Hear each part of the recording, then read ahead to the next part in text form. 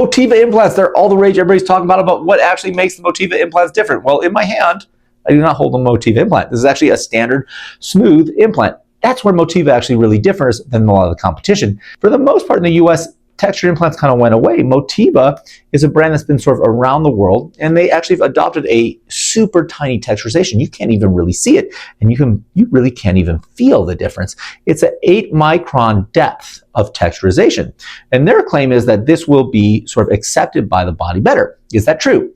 Well, data in the US is still a little bit out. We have a couple early studies that are roughly about 3 years old, but we don't have long-term studies. If you look at the world, people in the world of you do like the MotIva implant. In fact, the major sort of negative of the MotIva implant is sometimes it forms too little bit of scar tissue, and then you don't have enough support to actually hold the implants up themselves. The second thing that's actually kind of unique with this, and you can see it here, is this implant looks a little bit bluer. Look at that. Now, the idea here was that if there was a rupture or leakage, you could actually see this blueness and know if there's a rupture or leak. So it's sort of a way to identify issues that we have. The third difference here is you can see this actually in the actual sort of shell itself. So if you look at this sort of shell here, they actually plug this hole. This is where they fill it and how they plug it. You can see that here.